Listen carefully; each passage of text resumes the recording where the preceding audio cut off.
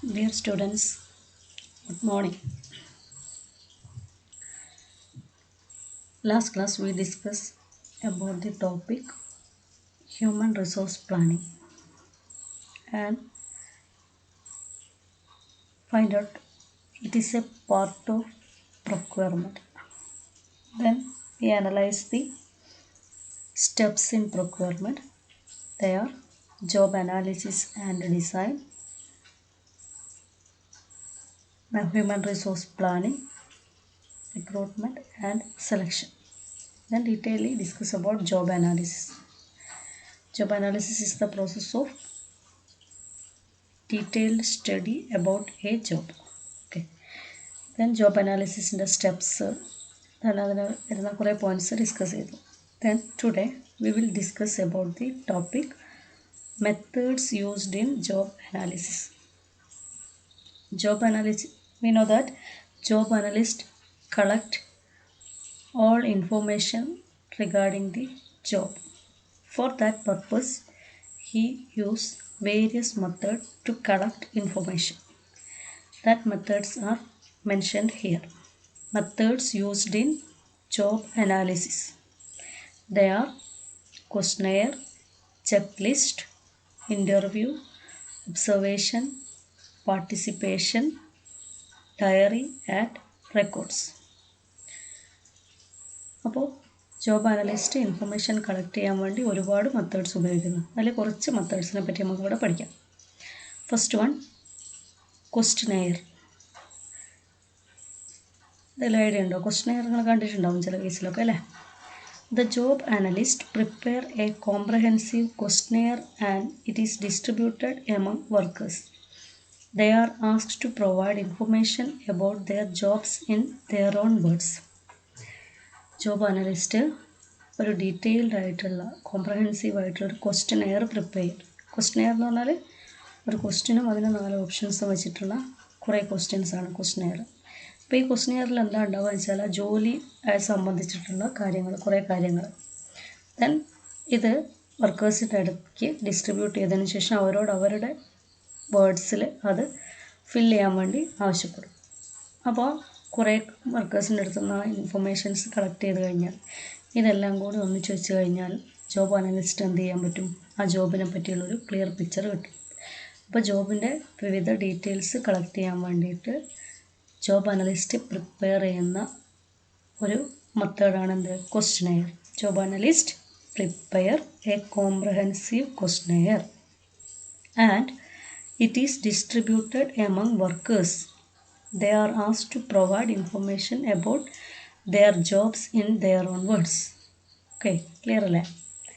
Questionnaire prepare ചെയ്തിട്ട് വർക്കേഴ്സിന് കൊടുക്കുന്നു. അവരുടെ അടുത്ത് നിന്ന് ആവശ്യമായിട്ടുള്ള ഇൻഫർമേഷൻസ് അവരുടെ തന്നെ വാക്കുകളിൽ കളക്ട് ചെയ്യുന്നു. ദെൻ അതിനെപ്പറ്റി പഠനം നടത്തുന്നു. അപ്പോൾ പഠനം നടത്താൻ വേണ്ടി ഇൻഫർമേഷൻ കളക്ട് ചെയ്യാൻ ഉപയോഗിക്കുന്ന മെത്തേഡാണ് questionnaire. Then check list. A long list of task statement is supplied to workers and mark the task they perform from the list. അപ്പോൾ അവർ ചെയ്യുന്ന കുറേ ആക്ടിവിറ്റീസിൻ്റെ ഒരു ജോബിൽ ചെയ്യേണ്ടി വരുന്ന കുറേ ആക്ടിവിറ്റീസിൻ്റെ ലിസ്റ്റ്, സാധാരണ ജോബിൽ വരുന്ന കുറേ ആക്ടിവിറ്റീസിൻ്റെ ഒരു ലോങ് ലിസ്റ്റ് പ്രിപ്പയർ ചെയ്യുകയും ആ ലിസ്റ്റ് ഓഫ് സ്റ്റേറ്റ്മെൻറ്റ് എംപ്ലോയീസിന് പ്രൊവൈഡ് ചെയ്യുകയും ചെയ്യും. എന്നിട്ട് അവരോട് പറയുകയാണ് ഇതിൽ നിങ്ങൾ പെർഫോം ചെയ്യുന്ന ഡ്യൂട്ടീസ് ഏതൊക്കെയാണ് അത് മാർക്ക് ചെയ്യാൻ വേണ്ടി. ആ മാർക്ക് ചെയ്യുന്ന കാര്യങ്ങൾ നോക്കിക്കഴിഞ്ഞാൽ മനസ്സിലാവും ഒരു ജോലി, ഏതെങ്കിലും ഒരു സ്പെസിഫിക് ജോബിന് ഏതൊക്കെ ആക്ടിവിറ്റീസാണ് ആവശ്യം, ഏതൊക്കെ ആക്ടിവിറ്റീസാണ് ആ ജോബ് കംപ്ലീറ്റ് ചെയ്യാൻ വേണ്ടത്. അപ്പോൾ ഓരോന്നിനെ പറ്റിയും വിശദമായിട്ട് പഠിക്കാൻ പറ്റും. അപ്പോൾ അതിന് വേണ്ടി ഒരു ചെക്ക് ലിസ്റ്റ് ചെക്ക് ചെയ്യാണ്. ചെക്ക് ലിസ്റ്റ് എന്ന് പറഞ്ഞാൽ ചെക്ക് ചെയ്യാൻ വേണ്ടി ഉണ്ടാക്കുന്ന ലിസ്റ്റാണ് എന്ത്? ഏതൊക്കെ ആക്ടിവിറ്റീസാണ് ഓരോ എംപ്ലോയീസും അയാളുടെ വർക്കിംഗ് സൈറ്റിൽ ചെയ്യുന്നത്. It's a long list of task statement. Task means അവർ ചെയ്യുന്ന ഓപ്പറേഷൻസ് ആണ് അല്ലേ. അത് കൊടുത്തിട്ട് അവരോട് അവർ പെർഫോം ചെയ്യുന്ന ആക്ടിവിറ്റീസ് ലിസ്റ്റ് ഔട്ട് ചെയ്യാൻ വേണ്ടി പറയുന്നു.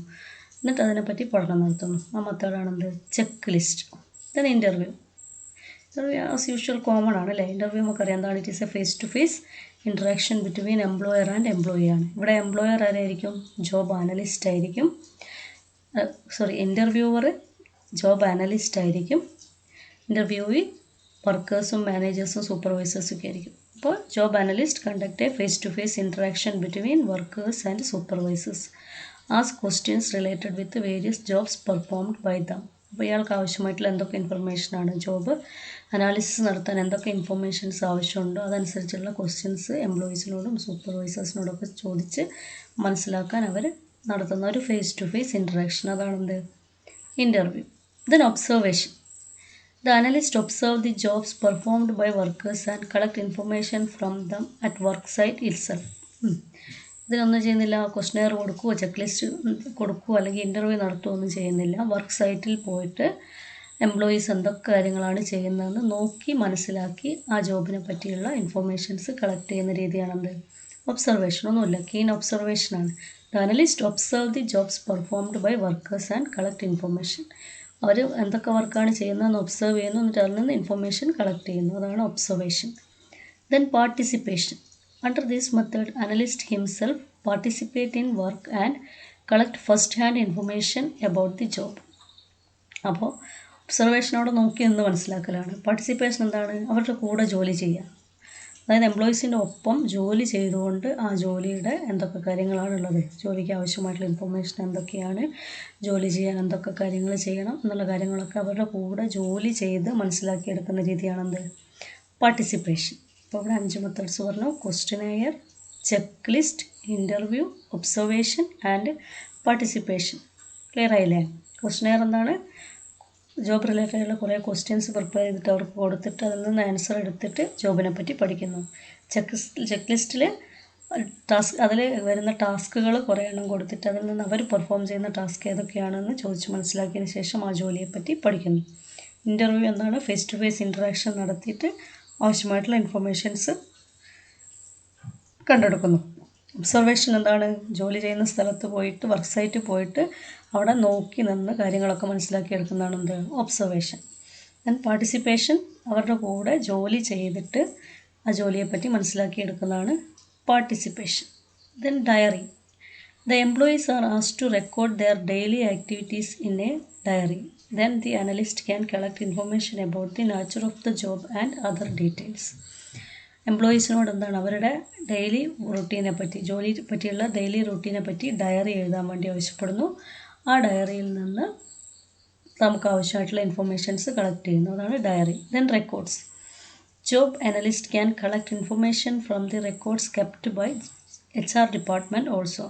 ഓരോ ഓർഗനൈസേഷനിലെ HR ഡിപ്പാർട്ട്മെൻറ്റ് അവരുടെ വർക്കേഴ്സിനെ പറ്റിയും അവരുടെ വർക്കിനെ പറ്റിയൊക്കെയുള്ള കംപ്ലീറ്റ് റെക്കോർഡ്സ് കീപ്പ് ചെയ്തിട്ടുണ്ടാവും. ആ റെക്കോർഡ്സ് പരിശോധിച്ച് അവിടെ നിന്ന് ആവശ്യമായിട്ടുള്ള ഇൻഫർമേഷൻ കളക്ട് ചെയ്യുന്നതിന് റെക്കോർഡ്സ്. അപ്പോൾ 7 മെത്തേഡ്സ് നമ്മളിവിടെ പറഞ്ഞു.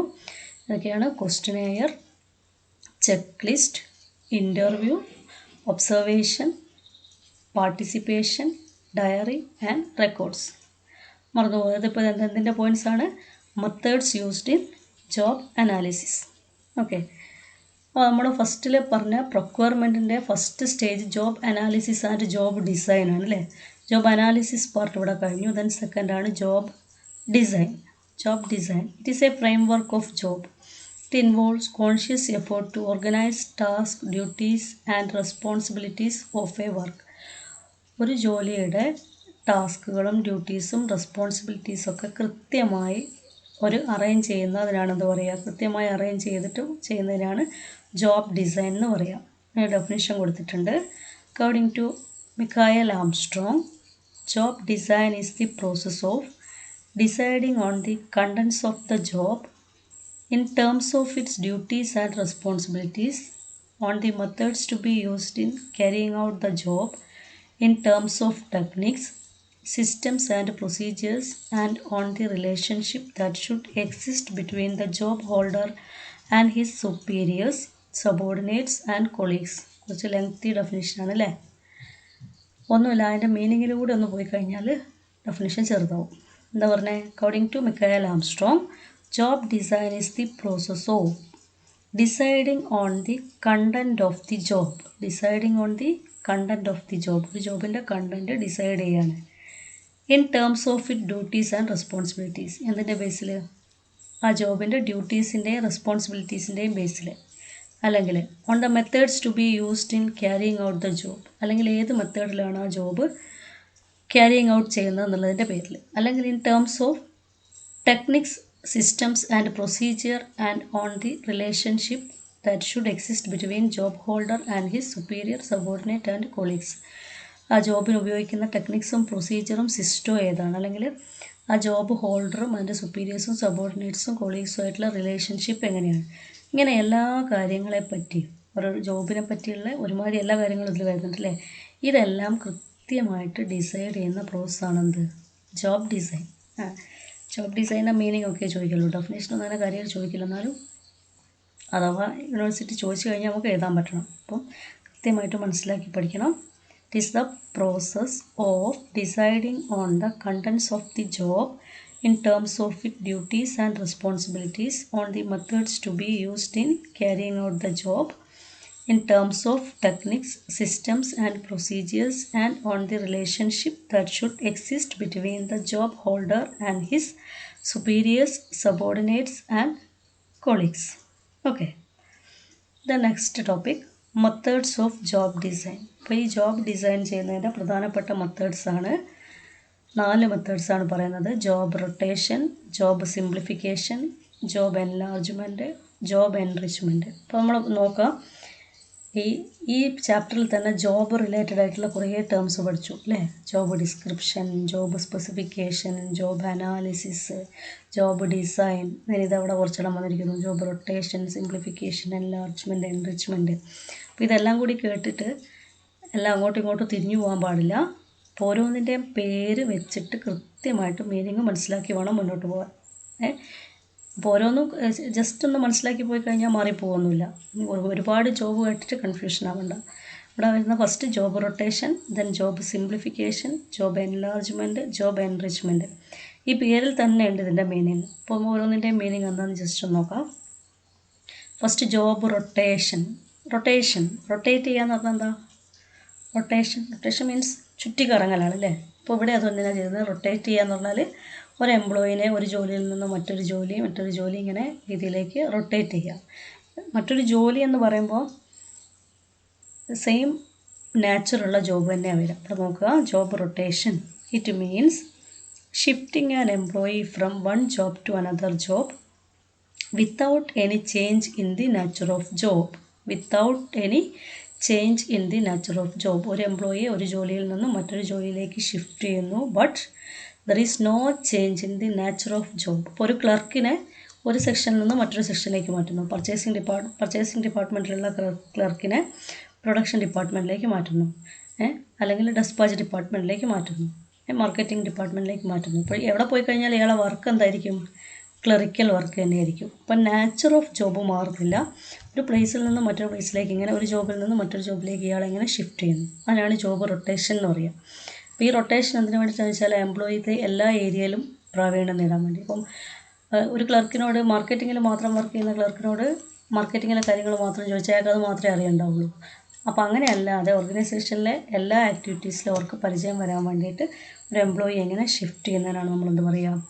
Job rotation. It means shifting an employee from one job to another job without any change in the nature of the job. Under this method, an employee can learn different types of work. It helps to widen their knowledge and skill. അവരുടെ നോളജും സ്കില്ലും widen ചെയ്യാൻ ഇത് സഹായിക്കുന്നു. Then second one, job simplification. പേരിൽ തന്നെയുണ്ട്. Simplify ചെയ്യാന്ന് പറഞ്ഞാൽ എന്താ? സിമ്പിളാക്കുകയാണ് അല്ലേ. അപ്പോൾ ഒരു വലിയ ടാസ്ക് ആയിരിക്കും, ഒരു കോംപ്രഹെൻസീവ് ആയിട്ടുള്ള ടാസ്ക് ആണെങ്കിൽ അതിനെ ചെറിയ ചെറിയ ഭാഗങ്ങളാക്കുന്നു. അത് പല ആളുകൾക്കായിട്ട് ഡിവൈഡ് ചെയ്ത് കൊടുക്കുന്നു. അങ്ങനെ ഡീസെൻട്രലൈസേഷൻ. അതുപോലെ തന്നെ ഫയോളിൻ്റെ പ്രിൻസിപ്പിൾ പഠിച്ചിട്ടുണ്ടാവും അല്ലേ. Division of labour. അത് തന്നെയാണ് എന്ത്?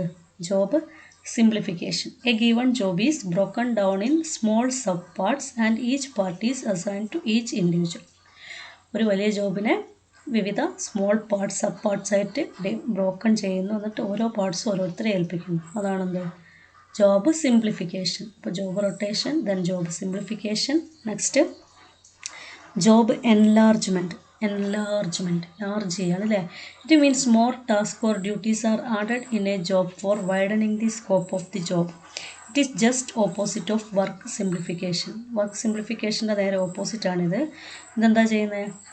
ഒരാളുടെ ജോലിയിൽ അയാൾക്ക് കൂടുതൽ വർക്കുകൾ അസൈൻ ചെയ്യുക, ഡ്യൂട്ടീസ് കൂടുതലായിട്ട് കൊടുക്കുക. അപ്പോൾ 4 അവർ ക്ലാസ് എടുക്കുന്ന ടീച്ചറോട് ഒരു 6 അവർ ക്ലാസ് എടുക്കാൻ പറയും. ആഴ്ചയിൽ 4 അവർ എന്നുള്ളത് ആഴ്ചയിൽ 6 അവറായി കൊടുക്കുക. അല്ലെങ്കിൽ 3 മണിക്കൂർ ജോലി ചെയ്തിരുന്ന ആളോട് 4 മണിക്കൂർ പറയുക. അവരുടെ ജോലീസിൽ ഡ്യൂട്ടീസ് കൂട്ടിക്കൊടുക്കുക. അവരുടെ ജോലി ഒന്നുകൂടി വലുതാക്കുകയാണ്. ഇങ്ങനെ അവരുടെ ഡ്യൂട്ടീസും റെസ്പോൺസിബിലിറ്റീസും കൂട്ടിക്കൊണ്ട് ജോബിനെ ഒന്ന് ലാർജ് ചെയ്യിപ്പിക്കുന്ന പരിപാടി. അതാണെന്ത്? Job enlargement. It means more task or duties are added in a job for widening the scope of the job. അയാളുടെ ജോബിൽ അയാൾക്ക് കൂടുതൽ ടാസ്കും ഡ്യൂട്ടീസും കൂട്ടിക്കൊടുക്കുക. അതാണെന്ത്? Enlargement. Then enrichment. Job enrichment. Rich ആക്കുകയാണ് അല്ലേ? റിച്ച് എന്ന് പറഞ്ഞാൽ എന്താ? ധനികനാക്കുകയാണ് അല്ലേ? ഇപ്പോൾ ഒരു ജോലിയുടെ കാര്യത്തിൽ ഒരാൾ ധനികനാവുക എന്ന് പറഞ്ഞാൽ ആ ജോലി പൂർണ്ണമായും സ്വതന്ത്രമായും ചെയ്യാനുള്ള സ്വാതന്ത്ര്യം അയാൾക്ക് കൊടുക്കലാണ്. A job is designed in such a way that it provides the worker greater freedom for planning and controlling his performance. അതായത് സൂപ്പർവിഷനൊക്കെ കുറച്ചിട്ട് അയാളുടെ ജോലി അയാൾക്ക് ചെയ്യാനുള്ള കൃത്യമായിട്ടുള്ള അത് പ്ലാൻ ചെയ്യാനും കൺട്രോൾ ചെയ്യാനുള്ള ഫ്രീഡം അയാൾക്ക് കൊടുക്കുന്നതിനാണ് എന്ത് പറയുക? Job enrichment. Such practice is known as job enrichment. The enriched job provide opportunities for achievement, recognition, responsibility and growth. അപ്പോൾ ഇങ്ങനെ കൊടുത്തു കഴിഞ്ഞാൽ ആ എംപ്ലോയീസിന് എന്താണ് കൂടുതൽ അവർക്ക് അവരുടെ അച്ചീവ്മെൻറ്റിനും റെക്കഗ്നേഷനും റെസ്പോൺസിബിലിറ്റിക്കും ഗ്രോത്തിനൊക്കെ സാധ്യതയുണ്ട്. ഒന്നും ചെയ്യുന്നില്ല, എന്താ ചെയ്യുന്നത്? അയാൾ ചെയ്യുന്ന ജോലി കൃത്യമായി പ്ലാൻ ചെയ്യാനും കൺട്രോൾ ചെയ്യാനുള്ള അവകാശം അയാൾക്ക് തന്നെ കൊടുക്കുക. സൂപ്പർവിഷനൊക്കെ കുറച്ചങ്ങ് കുറയ്ക്കുക. അയാൾക്ക് സ്വന്തം ഇനീഷ്യേറ്റീവായിട്ട് ജോലി ചെയ്യാനുള്ള സ്വാതന്ത്ര്യം നൽകുന്നതിനാണ് എന്ത് പറയുക? Job enrichment. അപ്പോൾ ഈ 4 മെത്തേഡ്സാണ് ജോബ് ഡിസൈനിൽ വരുന്നത്. Job rotation, job simplification, job enlargement, job enrichment. അങ്ങോട്ടും ഇങ്ങോട്ടും മാറരുത്, കൃത്യമായിട്ട് മനസ്സിലാക്കി പോവുക. Then next topic, difference between job enrichment and job enlargement. എൻറിച്ച്മെൻറ്റും എൻലാർജ്മെൻറ്റും തമ്മിലുള്ള ഡിഫറൻസ് ആണ്. First column job enlargement, second column job enrichment. First ഇത് പരീക്ഷയ്ക്ക് എഴുതുമ്പോൾ ഈ ഹെഡിങ് നിങ്ങൾ അങ്ങോട്ടും ഇങ്ങോട്ടും മാറ്റിയിട്ട് എഴുതുക. അങ്ങനെ ഉണ്ടാവരുത്, ശരിക്കും ശ്രദ്ധിച്ചിട്ട് പഠിക്കുക. ഞാൻ പേപ്പർ വാല്യൂ ചെയ്യുമ്പോൾ പലപ്പോഴും കണ്ടിട്ടുള്ളൊരു കാര്യമാണ് എന്ത്? എൻലാർജ്മെൻറ്റിൻ്റെ പോയിൻ്റ് എൻറിച്ച്മെൻറ്റിൻ്റെ ചുവട്ടിലുണ്ടാവും, എൻറിച്ച്മെൻറ്റിൻ്റെ പോയിൻ്റ് എൻലാർജ്മെൻറ്റിൻ്റെ ചുവട്ടിലുണ്ടാവും. അപ്പോൾ അങ്ങനെ ഉണ്ടാവരുത്. കൃത്യമായിട്ട് മീനിങ് മനസ്സിലാക്കി നോക്കിയിട്ട് വേണം പോയിൻ്റ് പഠിക്കാൻ. അപ്പോൾ മീനിങ് മനസ്സിലാക്കി കഴിഞ്ഞാൽ നിങ്ങൾക്ക് കറക്റ്റ് പോയിൻ്റ് മനസ്സിലാവും, അപ്പുറത്തേക്ക് കൊണ്ടുപോകേണ്ട പോയിൻ്റ് അല്ല എന്നുള്ളത്. അതുകൊണ്ട് ശരിക്കും നോക്കി പഠിച്ചിട്ട് പോവുക. ഓക്കെ. അപ്പോൾ ജോബ് എൻലാർജ്മെൻറ്റിൻ്റെ points, it is the process of increasing the scope of the job. ജോബിൻ്റെ സ്കോപ്പ് ഇൻക്രീസ് ചെയ്യുന്ന പ്രോസസ്സാണ് എന്ത്? എൻലാർജ്മെൻറ്റ്. ഇനി എൻറിച്ച്മെൻറ്റ് എന്ന് പറഞ്ഞാൽ it is the process of providing freedom to workers for performing a job. വർക്കേഴ്സിന് കൂടുതൽ ഫ്രീഡം കൊടുക്കുന്ന പാർട്ടാണെന്ത്? Job enrichment. Then it involves a horizontal loading of the job. Horizontal, vertical അറിയാലോ. ഹൊറിസോണ്ടൽ എന്ന് പറയുമ്പോൾ നേരെ അറിയാം അല്ലേ? ഹൊറിസോണ്ടൽ എന്ന് പറഞ്ഞാൽ അവിടെ ജോലി ഭാരമൊന്നും കൂടുന്നില്ല. എന്നാൽ ചെയ്യുന്ന ജോലി തന്നെ ചെയ്യുന്നുള്ളൂ, കൂടുതൽ ജോലികളൊന്നുമില്ല. പക്ഷേ എന്താണ്? പുതിയ ജോലികളൊന്നും വരുന്നില്ല, ഉള്ള ജോലി തന്നെ ഒന്നുകൂടി സമയം കൂട്ടിയെടുക്കുകയാണ് അല്ലേ? അതാണ് ഹൊറിസോണ്ടൽ ലോഡിംഗ് ആണ്. അപ്പുറത്തെന്താണ്? വെർട്ടിക്കൽ ലോഡിംഗ് ഓഫ് ദ ജോബാണ്. അവിടെ അവർക്ക് കുറച്ചുകൂടി വിശാലമായിട്ട് ജോലികൾ വരുന്നു. അപ്പോൾ ഓരോരുത്തരുടെ ജോലികൾ ഓരോരുത്തരും തീരുമാനിക്കുകയാണ്. അപ്പോൾ അവിടെ വെർട്ടിക്കൽ ലോഡിംഗ് ഓഫ് ദ ജോബാണ്. Then employees are given more work at the same level of responsibility. ഉള്ള റെസ്പോൺസിബിലിറ്റിയിൽ തന്നെ കൂടുതൽ വർക്ക് കൊടുക്കുന്നതാണെന്ത്? Enlargement. But employees get greater freedom and responsibilities for performing a job in job enrichment. എൻറിച്ച്മെൻറ്റിൽ അവർക്ക് കൂടുതൽ ഫ്രീഡവും അതുപോലെ തന്നെ കൂടുതൽ റെസ്പോൺസിബിലിറ്റിയും കൊടുക്കുന്നു. എന്തിനു വേണ്ടി? ജോബ്. അപ്പോൾ അവർക്ക് ഫ്രീഡം കൂടുതൽ കൊടുക്കുമ്പോൾ ഓപ്പോസിറ്റ് അവിടെ റെസ്പോൺസിബിലിറ്റിയും ഓട്ടോമാറ്റിക്കലായിട്ട് കൂടും. Then it is usually resisted by employees. Enlargement എന്ന് പറഞ്ഞാൽ ഡ്യൂട്ടീസ് കൂടുതൽ എടുക്കേണ്ടി വരും അല്ലേ? അപ്പോൾ അവിടെ ആര് റെസിസ്റ്റ് ചെയ്യാൻ സാധ്യതയുണ്ട്? എംപ്ലോയീസ് റെസിസ്റ്റ് ചെയ്യാൻ സാധ്യതയുണ്ട്. എൻറിച്ച്മെൻറ്റ് ആകുമ്പോൾ it may not be resisted by employees. Enrichment എന്ന് പറഞ്ഞാൽ കുറച്ചുകൂടി സ്വാതന്ത്ര്യം കിട്ടുന്ന പരിപാടിയാണ്. അതുകൊണ്ട് ആരും റെസിസ്റ്റ് ചെയ്യാനുള്ള സാധ്യതയില്ല, അതിന് ആ സ്വാതന്ത്ര്യം കുറവാണ്. Then it does not add status to one's job. ഒരാളുടെ ജോബിൻ്റെ സ്റ്റാറ്റസ് കൂട്ടുന്നൊന്നുമില്ല. ഏതുകൊണ്ട്? എൻലാർജ്മെൻറ്റ് കൊണ്ട്. പക്ഷേ എൻറിച്ച്മെൻറ്റിൽ it add status to one's job. അവിടെ നമുക്കെന്താണ്? റെസ്പോൺസിബിലിറ്റിയും അതുപോലെ തന്നെ ഫ്രീഡവും വരുമ്പോൾ അവിടെ സ്റ്റാറ്റസും കൂടുന്നു. Then it does not make any change in the nature of work. ഇവിടെ അയാൾ ചെയ്തുകൊണ്ടിരുന്ന ജോലിയുടെ നാച്ചുറൽ വ്യത്യാസമൊന്നുമില്ല. അതായത് ഒരു ഡിപ്പാർട്ട്മെൻറ്റിൽ നിന്ന് മാറി മറ്റൊരു ഡിപ്പാർട്ട്മെൻറ്റിലേക്ക് പോയി എന്ന് പറഞ്ഞാൽ അവിടെ എന്തില്ല? ചേഞ്ച് ഒന്നുമില്ല അല്ലേ? അപ്പോൾ അല്ലെങ്കിൽ അവർ ചെയ്യുന്ന ജോലി ഇപ്പോൾ 4 അവർ ചെയ്യുന്ന ആൾ 6 അവർ ചെയ്യാമെന്നേ പറയുന്നുള്ളൂ. അവിടെ ചെയ്യുന്ന ജോലിയുടെ നാച്ചുറിന് വ്യത്യാസമൊന്നുമില്ല. Then employees does more planning and controlling with less supervision. പക്ഷേ എൻറിച്ച്മെൻ്റ് ആകുമ്പോൾ എന്താണ്, അവരെ കൂടുതലായിട്ട് പ്ലാൻ ചെയ്യുകയും കൺട്രോൾ ചെയ്യുകയും വേണം. ഏതിൽ? വിത്ത് ലെസ് സൂപ്പർവിഷനിൽ. അവിടെ ചേഞ്ച് വരുന്നു. Then there is no additional skill is required to perform job. Enlargement ആകുമ്പോൾ അവിടെ അഡീഷണൽ സ്കില്ലൊന്നും വേണ്ട, ചെയ്യുന്ന ജോലി തന്നെ ചെയ്താൽ മതി, കുറച്ച് കൂടുതൽ ചെയ്യണമെന്ന് മാത്രം. But in job enrichment, need creativity and intellectual ability to plan and control performance. ഇത്രയാണ് difference. Okay, it is the process of increasing the scope of the job. It is the process of providing freedom to workers for performing a job. It involves horizontal loading, vertical loading. Then employees are given more work at the same level of responsibility, get greater freedom and responsibility for performing job. Resisted by employees, not resisted by employees. Does not add status, add status. There is no change in nature of work. There is a change in nature of work. Additional skill is not required, then additional skill is required. Okay, thank you.